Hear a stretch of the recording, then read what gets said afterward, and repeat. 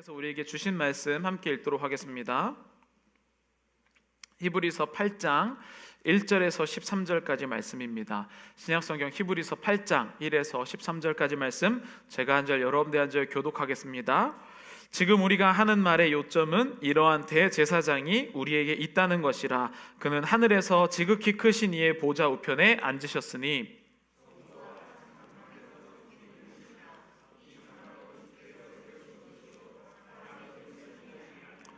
대제사장마다 예물과 제사드림을 위하여 세운 자니 그러므로 그도 무엇인가 드릴 것이 있어야 할지니라.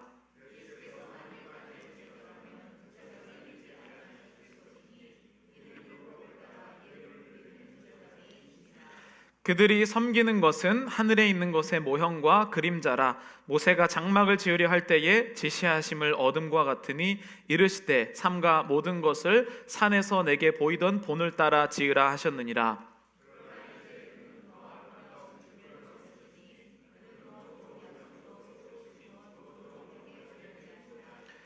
저 첫 언약이 무흠하였더라면 둘째 것을 요구할 일이 없었으려니와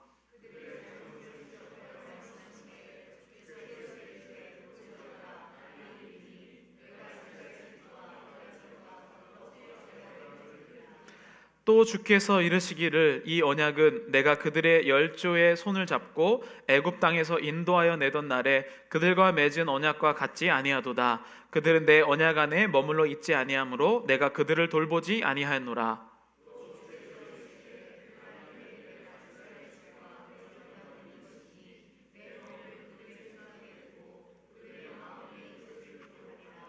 나는 그들에게 하나님이 되고 그들은 내게 백성이.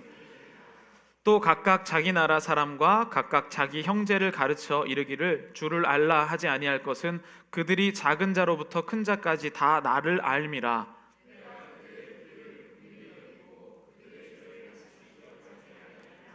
함께 읽겠습니다. 새 언약이라 말씀하셨음에 첫 것은 낡아지게 하신 것이니 낡아지고 쇠하는 것은 없어져 가는 것이니라. 아멘. 네, 우리 히브리서 강의 19번째 시간, 히브리서 8장 1절부터 13절까지 말씀, 제목은 언약의 상용화, 언약의 상용화라는 제목으로 함께 말씀을 나누고자 합니다. 제가 한 달 전쯤에 아마존에서 이렇게 니트처럼 보이는 지퍼로 된 자켓을 시켰습니다. 뭐 가격이 좀 괜찮길래 아마존에서 물건을 시켰는데요. 뭐 중국에서 오는 건지 한창 있다가 오더라고요. 한 달 넘게 걸려서 제가 딱 펼쳐봤는데, 펼치려고 딱 입었는데 보니까 어린이 사이즈더라고요. 그래서 아무리 입으려고 해도 그게 안 돼서 결국에 이제 반품을 신청했습니다. 분명히 그 사이즈는 성인이고 제 사이즈가 맞다라고 표시되어 있는데 조금 어린이 사이즈라고 아예 들어가지도 않더라고요. 이것처럼 나한테 맞지 않는 옷을 입는 것도 참 불편합니다. 사실 오늘 지금 히브리서를 다루고 있는데, 이 히브리서는 하나님께서 우리 작은 인간에게 어떻게 들어오셨는가에 대한 말씀입니다. 결국은 천지창조를 하신 그분이 어떻게 작은 이 사람에게 이 천지창조와 하나님에 대해서, 예수님에 대해서 설명할 수 있냐는 거예요. 제가 어떤 지역을 가거나, 제가 1부 때 말씀드렸는데, 우리 한국 교회 안에서 사용되고 있는 교회당과 예배당, 교회당, 그리고 성전의 이 차이점, 제가 이제 한국에서 석사 공부를 할 때에 이제 한국 기독교에 대해서 이제 전공이었기 때문에 왕궁을 돌아보면서 이 왕궁의 요소가 어떻게 기독교에 들어왔는가를 이렇게 알아보는 시간이 있습니다. 그러면 이제 이 덕수궁, 거기를 이제 학교에서 걸어서 가게 됐는데요. 그럼 거긴 뭐 근조전이었나 여러 가지 이제 건물들이 있었습니다. 명확하게 기억이 안 나는데, 거기에 가서 이 건물의 이름이 끝자가 무엇으로 끝났냐에 따라서 이 장소의 사용이 달라집니다. 맨 끝자가 전으로 끝나게 되면 이 지존, 그 당시에는 재정일치 사회였기 때문에 이 왕이 곧 신입니다. 그래서 지존자가 거하는 곳은 이 전, 그리고 일반 사람들과 만나는 장소, 뭐 회의를 하는 곳, 그런 것은 당으로 끝납니다. 그래서 교회당, 예배당은 사람들이 와서 어떤 행위를 하는 곳이고, 이 지존자, 성전이라는 것은 하나님이 거하시는 것이라고 해서 성전과 예배당을 다르게 부르기 시작한 게 우리가 한국 교회의 조금 다른 것들과 틀린 점이죠. 이 사실을 알고 성전과 예배당에서 이야기를 하면요, 사람들이 얼마나 틀린 얘기를 하는지 막 들어오기 시작합니다. 이 정도를 알기만 해도 우리가 사람들과의 차이점을 점점 느끼기 시작한다는 거죠. 사람들은 이 성전과 예배당, 교회당을 막 혼용해서 막 쓰거든요. 같은 뜻이라고. 그러나 이러한 의미를 조금만 알아도 성전과 예배당을 어떨 때에 사용하는지 알게 됩니다. 그래서 이 사실을 아는 사람과 그렇지 않은 사람이 점점 사이가 벌어지기 시작하는 것이죠. 이렇게 조금만 스토리를 알아도 우리 내면 가운데는 그것을 모르는 사람들과 이렇게 조금 무시하거나 대화의 수준이 안 맞는다 이렇게 생각을 하거든요. 내가 조금만 알아도. 그런데 하나님께서는요, 천지를 창조하시고 온 우주를 만드신 그분의 선 이해, 그분이 이 세상을 바라보는 이해와 내가 이 땅을 바라보는 이해의 차이는 얼마나 클까요? 그런데 그 하나님이 오늘 인간의 모습으로 오셨다라고 하는 이것을 성경에서는 성육신이다, 낮아지셨다, 종의 형체로 오셨다, 인카네이션이라고 소개를 합니다. 그런데 자세히 살펴보면 우리의 신앙생활은요, 딱 이것과 반대로 신앙생활을 하는 경우가 많이 있는 것 같아요. 하나님은 이 작은 인간을 이해하려고 엄청나게 많은 노력을 하셨는데, 인간은 하나님을 되도록이면 이해하고 싶지 않아요. 되도록이면 귀찮습니다. 내가 들리는 것만 듣고 싶고 내가 아는 것만 알고 싶은 게 바로 하나님을 향한 마음이에요. 그래서 우리는 예수님을 믿는다, 예수 그리스도를 따르고 싶다라고 이야기하지만 실제로는 예수님에 대해서 관심이 없습니다. 예수님이 어떤 분이신지, 예수님이 무엇을 좋아하시고 내가 이런 행동을 했을 때 예수님이 정말 좋아하시는 행동인지 마음인지 전혀 관심이 없이 그러면서 나는 예수님을 믿는다라고 소개하죠. 지금 오늘 이제 성도님들이 정말로 좋은 마음으로 저의 생일을 맞이해서 도시락을 이제 준비해 주셨는데요. 막 금요일부터 여러분들이 모이시면서 막 요리를 하시고 저에게도 저한테만 주는 거라면서 동그랑땡을 막 주셨는데요. 제가 동그랑땡을 좋아하기 때문에 주셨다고 그렇게 말씀하셨습니다. 누군가를 알고 누군가에게 다가서려면 이렇게 그 사람이 무엇을 좋아하는지, 그 사람이 이런 행동을 했을 때 그 사람이 나를 좋아할까라는 부분들을 관심 있게 여겨본다는 거예요. 근데 저는 히브리서를 말씀을 준비하면서 사실은 굉장히 많은 스트레스를 받습니다. 여러분도 느끼시는 것처럼 히브리서를 다루는 게 보통 일이 아니에요. 다른 본문들, 이야기 중심의 설교들이 있습니다. 예를 들면은 다윗이 골리앗 앞에서 선 이야기, 그런 설교는요 사실은 조금 더 설교하기가 편해요. 왜냐하면 선 이해가 별로 없지 않습니까? 블레셋과 이스라엘의 관계, 골리앗이 얼마나 큰지, 그 당시에 사람들이 얼마나 떨었는지 이런 거 얘기하면요 사람들이 아주 집중도도 높아요. 그래서 내가 세상이 골리앗인데 내가 다윗처럼 살아보자, 물맷돌 하나로도 이기시는 그 하나님, 참 쉽습니다. 근데 히브리서는요 그렇게 이야기로 풀 수가 없어요. 이 히브리서를 이해하려면 이 당시에 이스라엘 백성들이 몇천 년간 이어왔던 하나님에 대한 이해를 먼저 알아야 되고, 중간에 하나님이 이스라엘의 명칭이 어떻게 바뀌었는지, 지난번에 말씀드린 것처럼 신약과 구약의 400년 중간 사이에 어떤 일이 있어야 되는지, 그리고 또 이 히브리서를 믿는 사람들은 예전에 구약 성경에 믿었던 이스라엘 백성들과 또 떨어져서 예수님을 믿기로 결정한 뒤에 어떤 일이 있었는지, 로마에서 대화제가 일어나서 예수님을 믿는 사람들이 어떠한 고난과 고통을 받았는지, 또 그것이 구약에서 어떻게 나타나는지, 정말로 이 히브리서를 읽으려면요 우리 성경 지식이 굉장히 많이 있어야 됩니다.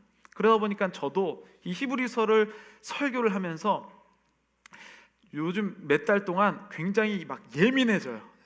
왜냐하면 이미 저는 내용을 막 연구해서 알고 있는데 이 내용을 쉽게, 저희 교회 연령대 차이가 60년이 차이 납니다.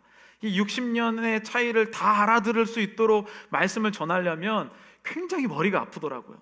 근데 제가 오늘 이 말씀을 딱 준비하면서 그 생각이 들었어요. 아니, 하나님은 그렇게 크신 분이 우리 인간에게 들어오셔서 이해할 수 있도록 성육신하셨는데 고작 이 히브리서 말씀을 성도님들에게 전하는 것이 힘들다고 하는 말이냐? 이렇게 하면서 스스로 제 자신을 굉장히 이제 이렇게 다독였습니다. 여러분들, 하나님이 우리를 이 땅 가운데 계시라고, 리빌이라고 하죠. 계시, 하나님 우리에게 나타내신 것이 바로 성경입니다. 히브리서는 이 예수 그리스도가 누구인지 우리에게 나타내시기를 원하는 그런 말씀이시죠. 그래서 이 예수님이 이 땅 가운데 우리에게 어떻게 한 걸음 한 걸음 한 걸음 다가왔는지를 예수님을 통해서 알 수가 있다는 것이죠. 저는 그러면서 오늘 본문의 제목을 언약의 상용화라고 그렇게 지었습니다. 상용화가 여러분 뭔지 아시죠? 시제품이 있고 상용화가 있습니다. 시제품은 이 물건이 소비자들에게 실제로 팔릴 수 있는지에 대해서 알아보는 그러한 제품이고, 상용화는 이 물건을 모든 사람이 구매할 수 있는 가격으로 다 낮춰서 아주 모든 사람이 구매할 수 있는 가격에 팔게 되는 것을 상용화라고 이야기합니다. 그러면서 저는 오늘 이러한 성육신하신 하나님, 이 어려운 하나님을, 인간에게 나타내신 그 하나님을 어떻게 설명할까 하다가 신문에서 그 하나님이 어떻게 나오시는지를 깨닫게 됐습니다. 제가 읽었던 신문의 기사 제목이 이거였어요. 세계 최연소 자수성가 억만장자, 500달러 센서로 1조 원 억만장자 업계 놀라게 한 제2의 머스크. 뭐 되게 이제 거창한데 이분의 사진을 한번 보여주시죠. 네, 이분이 루미나 테크놀로지의 오스틴 러셀이라는 사람이에요. 루미나 테크놀로지, 아마 주식을 하시는 분들은 굉장히 이제 주의 깊게 보셨을 텐데요. 이 사람이 1995년생입니다. 그래서 이 95년생인데 캘리포니아에서 출생을 하고 2012년에 17살에 루미나 테크놀로지를 자기가 만들어요. 그리고 18살에는 피터 틸 장학생으로 선발돼서 스탠퍼드대를 다니고 있다가 중퇴를 하고 이 루미나라는 회사에 집중합니다. 근데 그 회사에서 집중해서 만들어냈던 것이 뭐냐면 바로 라이다라는 센서였어요. 라이다 센서, 여러분 혹시 관심 있으신 분은 아실 텐데요. 2017년에 이 라이다라는 센서의 언론에 첫 기술 공개를 하고, 그때 얘기한 게 나는 이것을 모든 사람이 쓸 수 있도록 상용화하겠다라고 밝혀요. 그리고 2020년에는 나스닥으로 상장을 해서 최연소 자수성가 억만장자에 등극합니다. 그럼 뭐가 도대체 이 사람이 그렇게 대단한 건가? 여러분, 라이다 센서 아시나요? 이렇게 얘기하면 아무것도 모르는 사람이 있습니다. 약 3년 전에 애플에서 아이폰 12 프로를 만들어내면서 핸드폰 뒤에 카메라를 3개 넣고 그 3개 뒤에다가 동그란 뭘 하나를 더 심었습니다. 그러면서 이게 라이다 센서인데 이 라이다 센서 하나로 뭔가 세상이 바뀔 것이다, 이렇게 막 설명을 해요. 그게 뭐냐면 아주 고도에 정밀하게 이 거리, 이 간격을 잴 수 있는 이 센서입니다. 그래서 핸드폰 하나로 공간을 스캔하면 그 공간의 실제 거리를 측량할 수 있는 장비죠. 그것을 핸드폰에 넣었다고 그렇게 자랑을 했습니다. 그런데 이 러셀이라는 CEO가 만든 이 라이다는요, 그러한 작은 정도의 수준이 아니라 자동차에 탑재하는 라이다입니다. 그래서 이 사람이 처음 이것을 얘기했을 때 약 지금 500m 500m 전방의 라이다를 한 번에 읽을 수 있는 기술을 한 건데요. 자동차에 여러분 어댑티브 크루즈 컨트롤, 그게 이 라이다가 쓰이는 것이죠. 그래서 자율주행을 할 때 이 라이다 센서로 주변에 뭐가 있는지를 다 감지를 해서 자동 운전을 하게 만드는 그 센서가 바로 이 라이다 센서입니다. 그래서 그 센서는 멀리 갈수록 더 중요하죠. 그래서 더 안전해집니다. 미리 알고 컴퓨터가 분석해서 갈 수 있기 때문에, 그래서 라이다 센서가 굉장히 중요합니다. 그런데 2022년 이 사람이 이 기술을 얘기할 때 한 대당 $7,500였어요. 그러니까 뭐 7,500달러면 제 차는 거의 2대 반 나오는 가격인데 차에다 이것을 넣을 수가 있겠습니까? 그런데 이 사람이 왜 유명해졌냐면 그 7,500달러인 그 장비를 현재 500달러로 낮췄습니다. 그래서 요즘에는 저렴한 차에도 이러한 센서들이 들어갈 수 있게 만든 것이죠. 누구나 다 라이다가 중요한 것을 알았습니다. 그리고 그것을 사용하고 싶어 했죠. 그러나 라이다에 미쳤던 그 한 사람이 이것을 일반 사람들이 쓸 수 있도록 만들었습니다. 그것을 상용화라고 표현하죠. 모든 사람들이 다 예수님에 대해서 들었습니다. 예수님에 대해서 지식적으로 알아요. 그러나 자신의 인생에서 예수님이 상용화가 되지 않아요. 그냥 멀리 있는 지식, 저 멀리 계신 곳, 저 높이 계신 분.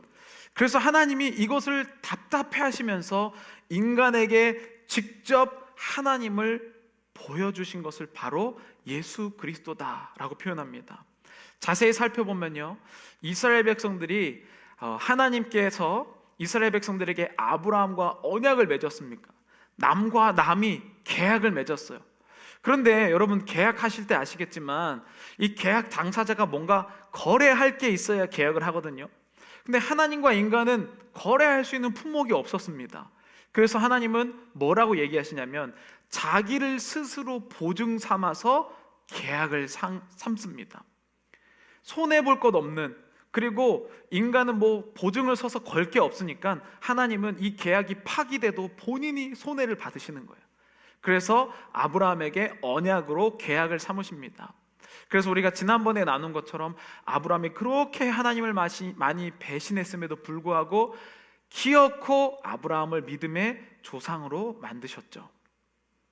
그런데 인간이 이 아브라함 이후로 이스라엘 백성들이 계속 하나님의 명령과 언약을 거부합니다.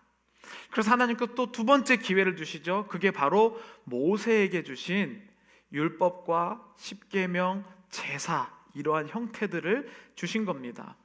그런데 인간은 이것을 또 어기죠.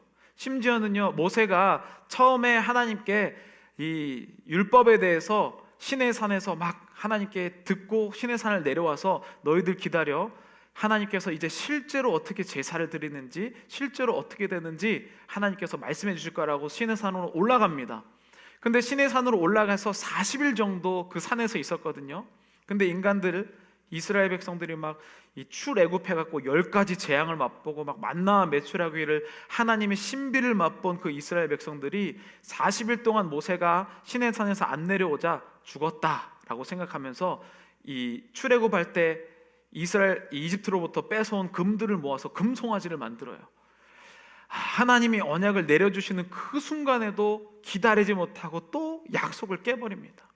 그래서 하나님이 이렇게 언약으로는 안 되겠다라고 하시면서 두 번째 새로운 개념으로 다가오십니다. 그 개념이 뭐냐면 신랑과 신부의 관계예요. 남남이 아니라 이제는 가족 구성원으로서 세상에서 남이 가장 가까워지는 관계인 부부 관계로서 하나님이 설명하시면서 우리들을 기다리는 신부요, 예수님을 신랑이라고 표현하시죠. 그런데 이렇게 해도 또 인간이 거부합니다. 또 약속을 안 지켜요. 그래서 마지막 최종적으로 세 번째로 하나님이 또 다른 차원으로 인간에게 설명하시려고 하시는 그 부분이 바로 오늘 본문에 들어가는 우리 안에 직접 아예 들어오십니다. 우리의 내면으로, 우리 인간의 마음 안으로 들어오신 것이라고 생각합니다. 그래서 그것이 바로 주님 내 안에, 내가 주 안에 있다라는 표현이죠. 그러니까 3단계로 하나님은, 아니요 4단계죠. 에덴 동산에서 배신해서, 두 번째는 언약을 맺으시고 이것도 배신해서, 부부관계로 표시하는 이것도 배신해서, 이제 마지막으로 예수 그리스도를 보내시면서 이제는 아예 너희들의 마음속에 내가 들어가겠다라고 설명하신 게 바로 예수 그리스도입니다. 히브리서 8장 메시지 성경 1절에서 5절 보면 이렇게 표현합니다. 요점을 말하면 이렇습니다. 우리에게는 이와 같은 대제사장이 계십니다. 그분은 하나님 오른편에 권위 있게 앉으셔서 하나님께서 세우신 단 하나의 참 성소에서 예배를 주관하십니다. 대제사장에게 맡겨진 임무는 예물과 제물을 바치는 일입니다. 그것은 예수의 제사장직도 마찬가지입니다. 만일 그분께서 땅에 매여 계신 분이라면 제사장조차 되지 못하실 것입니다. 율법에 명시된 예물을 바치는 제사장이라면 이미 많이 있어서 그분을 필요로 하지 않을 것입니다. 이 땅의 제사장들은 하늘에 있는 참 성소에서 무슨 일이 일어나는지 보여주는 단서에 지나지 않습니다. 모세가 하늘에 있는 참 성소를 언뜻 보고 장막을 지으려고 할 때 하나님께서 이렇게 말씀하셨습니다. 너는 산에서 본 모습 그대로 주위에서 짓도록 하여라. 그러니까 율법, 모세에게 주신 것을, 하나님의 것을 모세에게 본 그대로 사람들에게 알려줘 라고 얘기한 게 율법인데, 그것도 모세가 언뜻 보았다라고 표현을 해요. 그래서 사람들은 율법을 가지고 하나님을 온전히 알 수가 없어요. 여러분, 한 사람의 입만 거쳐도 다른 내용이 됩니다. 우리가 그냥 그대로, 제가 이렇게 말하면서도 참 정말로 신기한 것은 이렇게 똑같이 앉아서 들었는데도 다른 얘기를 하시는 분들이 계세요. 교회 광고를 하면 그런 얘기가 있었어 라고 하는 게 매주 벌어집니다. 그런데 누군가의 입을 전해서 듣게 되면, 모세를 통해서 율법을 듣게 되면 이스라엘 백성들이 오해하기 시작한 것이죠. 그래서 하나님께서는 작정하시고 우리 사람들을 사랑하기 위해서 그 크신 하나님, 우주를 만드신 하나님이 인간이 어떻게 하면 내 마음을 알까, 내가 이 사람들을 사랑하고자 하는 마음을 어떻게 하면 알까라고 하는 마음으로 예수님을 보내주셨는데, 그게 바로 오늘 본문 6절에서 13절 메시지 성경으로 한번 읽어보겠습니다. 그러나 예수께서 맡으신 제사장 직무는 다른 제사장들이 맡은 직무보다 훨씬 뛰어납니다. 그것은 그분께서 더 나은 계획에 따라 일하시기 때문입니다. 만일 첫 번째 계획인 옛 언약이 효력이 있었다면 두 번째 계획은 필요하지 않았을 것입니다. 그러나 우리가 아는 것처럼 첫 번째 계획에 결함이 있었으므로 하나님께서 이렇게 말씀하셨습니다. 조심하여라, 그날이 오고 있다. 그날에 내가 이스라엘과 유다를 위한 새 계획을 세울 것이다. 내가 그 조상들의 손을 잡고 이집트에서 인도에 나올 때 그들과 세웠던 옛 계획은 내버릴 것이다. 그들이 계약을 지키지 않아 내가 그들에게서 고개를 돌려버렸다. 내가 이스라엘과 세우려는 새 계획은 종이에 쓸 수도 없고 돌에 새길 수도 없는 것이다. 이번에는 내가 그 계획을 그들 속에 써주고 그들 마음에 새겨줄 것이다. 나를 알기 위해 학교에 다니거나 하나님에 관한 5가지 쉬운 가르침 같은 책을 사보지 않을 것이다. 작은 자나 큰 자나 낮은 자나 높은 자나 모두가 나를 직접 알게 될 것이다. 그들의 죄가 영원토록 깨끗이 씻겨지고 너그럽게 용서받음으로 나를 알게 될 것이다. 이 관점에서 보면 이제 하나님이 계약이 파기됐으니까 똑같은 계획을 또 할 수 없으니까 새로운 계약. 그래서 성경에서 이것을 뭐라고 얘기냐면 옛 언약을 율법과 제사라고 얘기하고 새 언약을 예수님과 그 열매인 성령이라고 표현을 합니다. 그래서 이 새 언약은 글씨로 쓰여 있지 않고 이 십계명처럼 돌판에 쓰인 것도 아니고 우리의 마음에 직접 들어오셔서 마음에 쓰신다. 그 사랑이 이제 마음을 후벼 파고 막 들어오는 겁니다. 그래서 이 새 언약은요, 이미 예수님을 주라고 시인한 사람들의 마음속에 있습니다. 그것을 성경을 이야기하고 있죠. 그래서 여러분이, 저는 이 과정을 뭐라고 표현했냐면, 새 언약이란 언약이 상용화되는 것이구나. 누구나 다 알 수 있는 그 거룩한 하나님이 모든 사람의 일상에 들어오는 것, 그것이 바로 새 언약에 상용합니다. 예수님은 어떻게 상용화가 되었을까? 오늘 본문에 이렇게 표현하죠. 내가 이스라엘과 세우려는 새 계획은 종이에 쓸 수도 없고 돌에 새길 수도 없는 것이다. 이번에는 내가 그 계획을 그들 속에 써주고 그들 마음에 새겨줄 것이다. 나를 알기 위해 학교에 다니거나 하나님에 관한 5가지 쉬운 가르침 같은 책을 사보지 않을 것이다. 여기서 모세오경이나 학교 가서 공부하지 않아도 이미 우리 마음 가운데 새 언약이 들어있다라고 표현을 하고 있습니다. 제가 예전에 그 페이스북에 보면 미한유회라고 미국 한국인 유학생 그 모임이라고 엄청 큰 단체가 있거든요. 거기서 가장 황당한 글을 읽었었던 게 이거였어요. 본인이 유학을 해서 여기서 공부를 했는데 이제 남자여 갖고 유학 도중에 입대를 하려고 한국에 딱 들어가려고 했더니 본인이 미국 시민권자라는 사실을 그때 깨달았대요. 부모님이 깜빡하고 안 알려줘 갖고 어렸을 때 여기서 태어났었는데 다시 자기가 한국에 들어가서 알고 보니까 자기가 이중 국적이었대요. 그래서 본인이 군대를 안 간 사연을 얘기합니다. 여러분, 우리 마음속에요 이미 예수 그리스도의 새 언약이 내 마음에 들어 있습니다. 그래서 뭐라고 표현하냐면 내 마음을 예수님이 거하신 성전이다라고 표현하는 거죠. 그게 신약에 굉장히 여러 군데에 나와 있습니다. 그래서 우리는 똑똑하지 않아도, 심지어는 글을 모르고 귀가 안 들리고 눈이 보이지 않아도 예수 그리스도의 새 언약이 이미 내 마음속에 있다고 성경은 이야기해요. 그것을 이렇게 하죠. 작은 자나 큰 자나 낮은 자나 높은 자나 모두가 나를 직접 알게 될 것이다. 그들의 죄가 영원토록 깨끗이 씻겨지고 너그럽게 용서받음으로 나를 알게 될 것이다. 이게 무슨 말일까? 어떻게 예수 그리스도가 내 안에 이미 있다는 것인가? 어떻게 새 언약이 내 마음 가운데 이미 있다는 것을 알 수 있을까요? 여러분들 혹시 이런 경험 해보았습니까? 살다 보면 내 내면의 소리, 마음의 소리가 너무 커서 괴로울 때가 있어요. 내가 어떤 일을 잘못을 저지르고 나서 누가 나한테 말하는 것도 아니고 눈치를 주지 않았는데 내 마음속이 막 괴로울 때가 있습니다. 죄를 지으면 또는 누군가를 미워하게 되면, 하나님으로부터 멀어지게 되면 누가 가르쳐주지 않아도 내가 마음속으로 괴로울 때가 있다는 거예요. 왜냐하면 모든 사람에게 예수님이 이미 임하셨다는 새 언약이 있다는 증거입니다. 자, 여러분, 여기 오신 분들 중에 억지로 오신 분도 계시고 나는 신앙이 너무 수준이 낮다, 나는 기초반이다, 뭐 이렇게 생각하시는 분도 계시고, 어떤 분들은 하나님을 믿으면서도 나는 왜 여전히 맨날 제자리일까 이렇게 생각하셔서 스스로 어렵게 생각하시는 분들도 있습니다. 그런데 여러분, 오늘 말씀을 보면 그것을 걱정할 필요가 없다라고 얘기합니다. 고린도전서 12장 3절 우리 함께 읽어보도록 하겠습니다. 그러므로 내가 너에게 알리노니 하나님의 영으로 말하는 자는 또 성령으로 아내하고는 누구든지 예수를 주시라 할 수 없느니라. 아멘. 그러니까 어떤 형태든지, 어떤 사람은요 뭐 군대에서 누가 시켜갖고 초코파이 받으려고 세례를 받은 사람을 제가 압니다. 초코파이 받으려고 예수를 주라라고 신하고, 죄송한 얘기지만 저도 거기에서 초코파이에 껴있는 뭐 받으려고 세례를 2번 받은 경험이 있습니다. 그래서 제가 알아요. 자기 의도대로 예수를 주라고 한 사람이 그 가운데 없을 수 있거든요.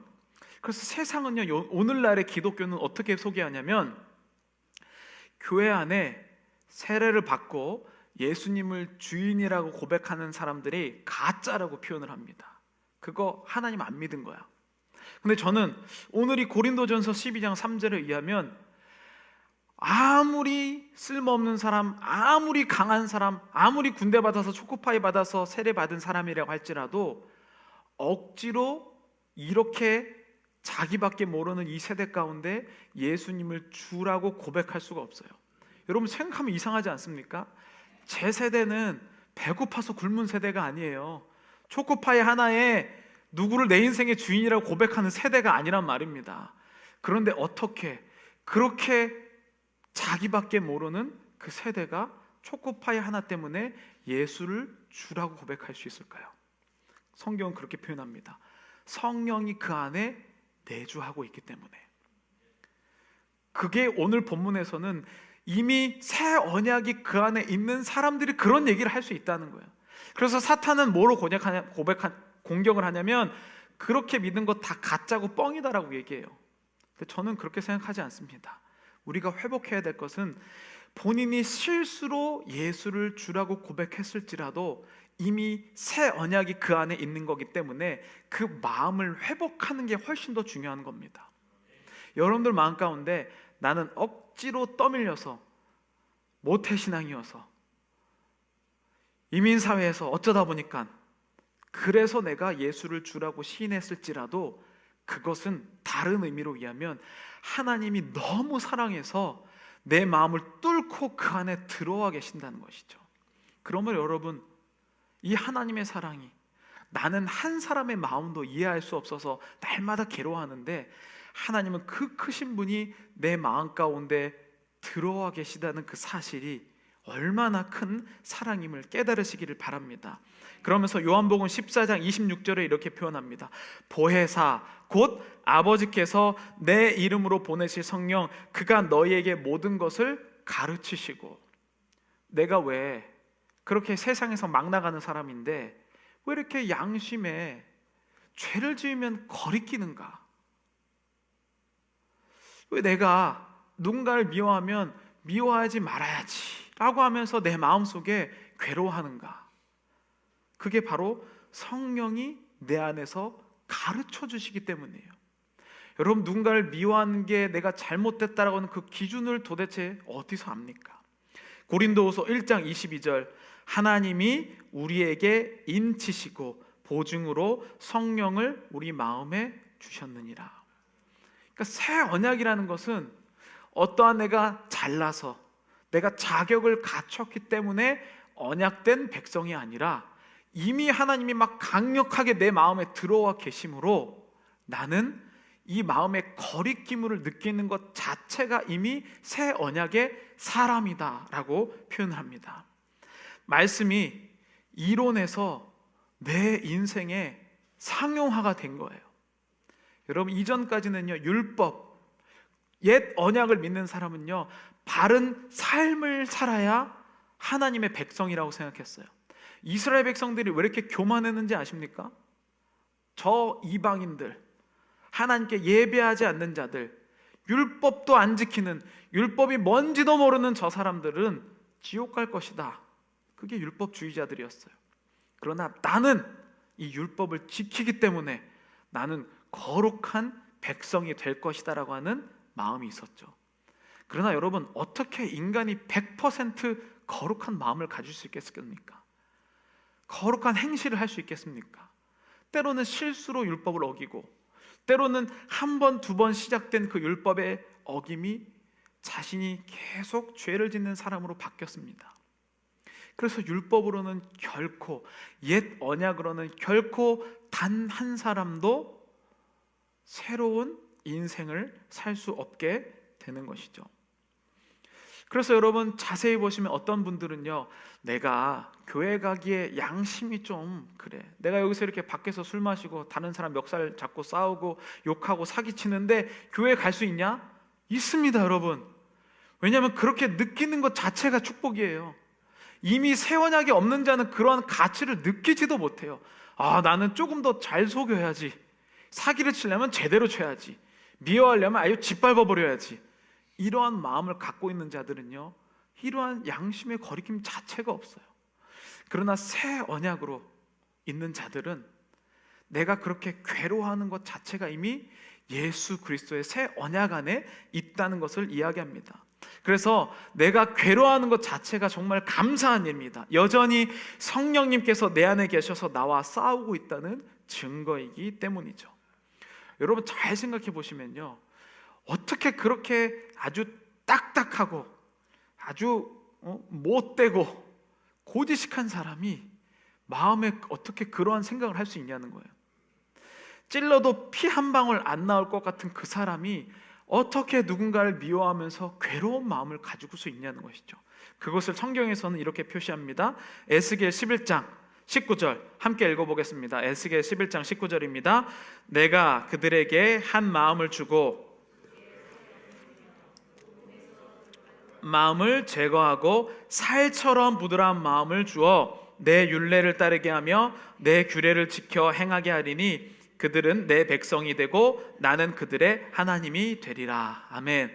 하나님이 아니시면요, 그렇게 찔러도 피 한 방울 안 나올 것 같은 사람이 거리낌을 느낄 수가 없습니다. 당당하게 오히려 살아가죠.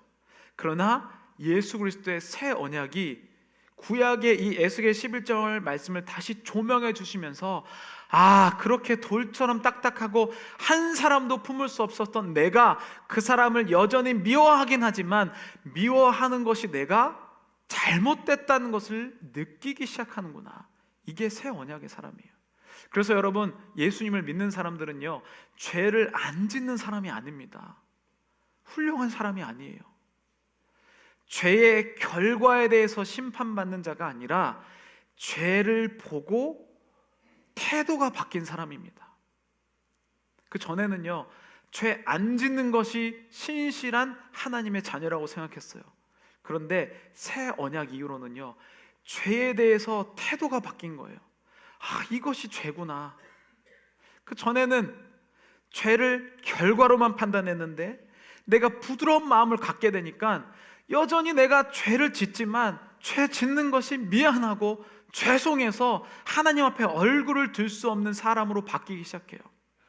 그런데 옛 언약 안에 있으면요, 똑같이 판단하고 정죄합니다. 나 이 죄 해결 안 됐으니까 하나님께로 못 가. 그런데 새 언약 안에 있는 사람은요, 하나님이 내 안에 살아계시니까 이런 나도 하나님을 믿을 수 있구나, 나는 부드러운 마음으로 바뀌기 시작해요. 그래서 내 마음의 비율이 바뀌기 시작하는 겁니다. 로마서 8장 1절 2절 이렇게 표현합니다. 그러므로 이제 그리스도 예수 안에 있는 자에게는 결코 정죄함이 없나니. 그동안에는요, 이 죄를 내가 하나님께 온전한 모습이 되면 하나님이 나한테 뭔가 해주신다고 생각을 했어요. 그런데 죄에 대한 태도가 바뀌니까 내가 죄에 이런 부족한 사람임에도 하나님이 나를 사랑하시는구나 라는 마음이면서 정죄하지 않기 시작해요. 여러분, 기독교인들의 죄는 뭔지 아십니까? 오늘날의 죄, 열등감이에요. 하나님도 나를 정죄하지 않는데 왜 내가 나를 정죄합니까? 왜 내가 남보다 못하다고 열등감을 느끼면서 살아갑니까? 죄에 대한 태도, 새 언약을 내가 모르기 때문에 나오는 행동들이죠. 이는 그리스도 예수 안에 있는 생명의 성령의 법이 죄와 사망의 법에서 나를 해방했어요. 여러분,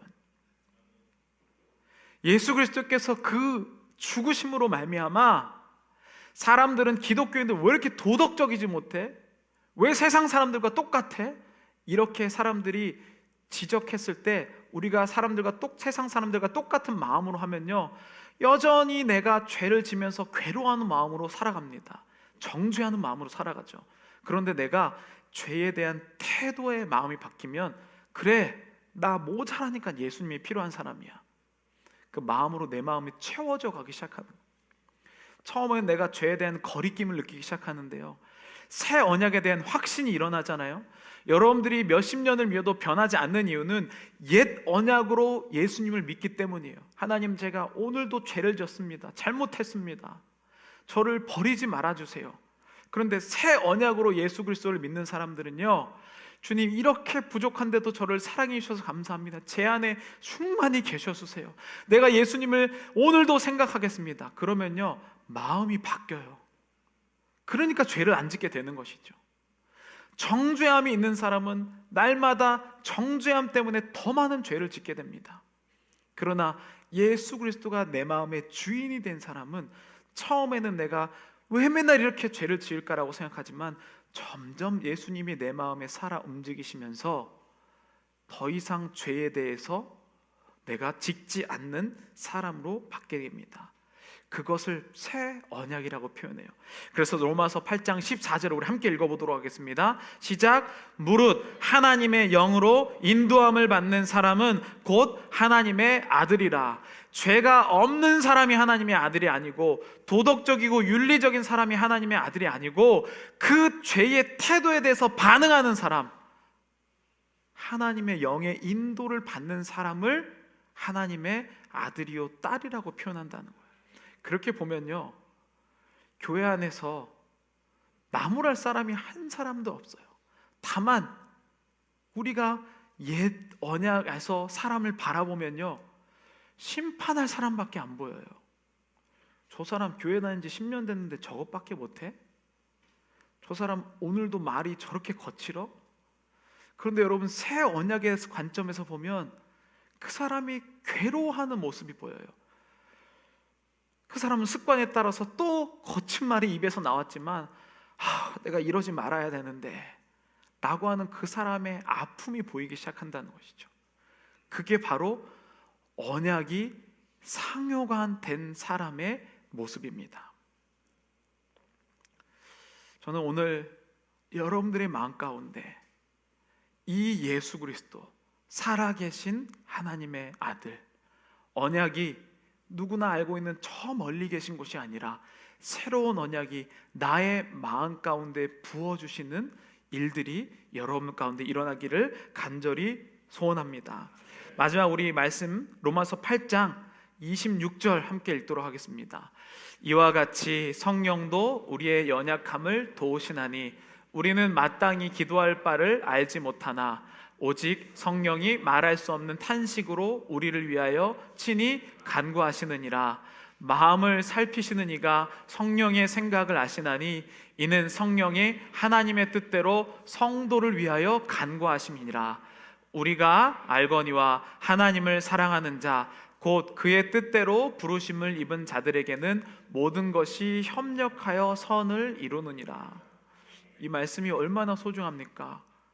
여러분들이 그렇게 내가 또 죄를 지었다라고 스스로 정죄하고 있을 때 성령님은 새 언약의 열매이신 예수 그리스도로 시작된 그 성령님은 나보다 더 안타까워하고 계신다는 거예요. 왜냐하면 내 안에 이미 들어와시기 때문에 나의 모든 오감부터 시작해서 감각, 나의 모든 과거, 이 모든 것을 아시고 더 괴로워하신다는 거예요. 왜냐하면 의로우신 분이 내 마음에 있는데 그렇게 항상 죄를 짓고 있는 그 안타까운 마음이 이미 우리 가운데 있다는 것이죠. 그래서 우리가 심지어는 마땅히 알지도 못하는 그 사실을 내 안에서 그 새 언약이 대신 기도해 주고 계신다. 그러면서 유명한 말씀이 나오지 않습니까? 협력하여 모든 것이 선을 이룬다. 그런데 어떤 사람이냐면요, 하나님을 사랑하는 자, 새 언약을 믿는 자, 예수 그리스도가 이미 내 안에 계셔서 살아 움직인다는 것을 믿는 자는 내 안에 계신 그 예수님과 성령님이 합하여서 나 스스로는 도저히 이겨낼 수 없기 때문에 내 안에 계신 그 성령님과 합하여서 선을 이룬다라고 표현하고 있다는 것이죠. 우리가 이제 성찬을 하면서 이 예수 그리스도가 그동안 여러분들이 마음으로만 알고 계셨다면 오늘 이 성찬은요, 참 이상하지 않습니까? 예수 그리스도께서 잡히시기 전날 밤 최종적으로 예수 그리스도의 제자들에게 알려주시는 거예요. 그러면서 이상한 말을 하지 않습니까? 이것이 내 몸이요, 이것이 내 피래요. 그러면서 이것을 먹고 마시래요. 무슨 뜻일까요? 예수님이 나의 심령 안으로 들어오시겠다는 거예요. 새 언약이 지금 옛날에는요, 내 행실로 판단을 내렸지만 너의 마음까지도 내가 들어가겠다라고 말씀하신 최종적인 결론이 곧 성찬입니다. 저는 여러분들을 이 성찬으로 초대합니다.